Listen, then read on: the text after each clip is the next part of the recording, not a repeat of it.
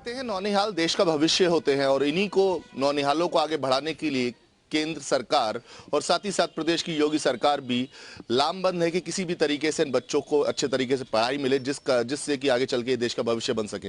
लेकिन जो हालात स्कूलों के अंदर हैं, जो एक तरह से इंफ्रास्ट्रक्चर है, उस हालातों में ये बच्चे कैसे आगे बढ़ पाएंगे ये आपको दिखाना चाहता हूँ। इस वक्त हम लोग खड़े हैं प्राथमिक विद्यालय जगदीशपुरा में, जहाँ पर कि अगर बात की जाए तो अगर पानी के नाम पर अगर कहा जाए तो एक हैंडपंप लगा हुआ है जो कई महीनों से खराब पड़ा हुआ है, जिसको ठीक कराने के लिए कोई भी अधिकारी सुनवाई नहीं करता है। साथ ही साथ अगर आपको दिखाना चाहूंगा जिस तरीके से यहाँ बिल्डिंग है, अगर बात की जाए तो जगह जगह से बिल्डिंग पूरी खंडर हो चुकी है।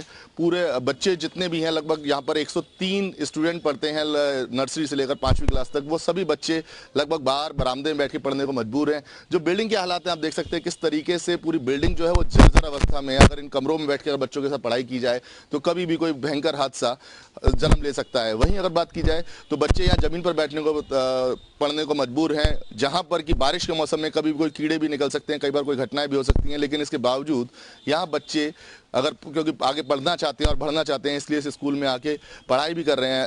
और अगर देखा जाए तो यहाँ पर पूरे बिल्डिंग के अंदर जिसमें कि कई छात्राएं भी हैं, लेकिन उसके बावजूद यहाँ कोई शौचालय नहीं है, जिसके कारण इन बच्चियों को अपने घर जाना पड़ता है। टीचर्स को सिक्योरिटी के लिए एक तरह से बहुत कुछ यहाँ पे प्रॉब्लम्स उठानी पड़ रही हैं। यहाँ पर इस समय इस स्कूल के प्रिंसिपल जो है वो हमारे साथ हैं, हम उनसे बात करते हैं, जानते हैं आखिरकार परेशानियाँ देखी जाएँ जिस तरीके से पूरे स्कूल के अंदर नजर आ रही हैं, तो उनको लेकर अधिकारियों से क्या बातचीत रही है आज तक?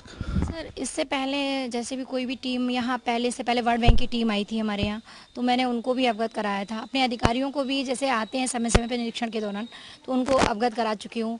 और मुझे यहाँ आए हुए 4-5 साल हो गए, लगभग हैंडपम्प ख़राब पड़ा था, तो मैंने शुरू में काफ़ी कोशिश की थी पानी की व्यवस्था कराने के लिए। जल निगम को एप्लीकेशन दी, अपने अधिकारियों को भी एप्लीकेशन दी थी उस दौरान, लेकिन कोई सुनवाई नहीं हुई। जैसे यहाँ पर पानी की कमी है, शौचालय नहीं है, तो क्या परेशानियाँ महसूस करते हो? बारिश पड़ जाए तो क्या होता है फिर? हमें बहुत परेशानी होती है यहाँ सर, वो कीड़े मकोड़े निकल आते हैं तो करंट होता है, छुट्टी कर देते हैं। अगर बारिश पड़ जाती है तो फिर छुट्टी कर देते हैं? हाँ मैम, छुट्टी कर देती हैं। पानी का इंतजाम कैसे करते हो? घर से पानी लेके आते हो, क्या करते हो यहाँ पे? मैम सर, पानी लेके आते हैं घर से और ख़त्म हो जाता है तो समर से मंगा लेते हैं। और कुछ कुछ ना मैम भी है ना मंगा देती हैं बच्चों से।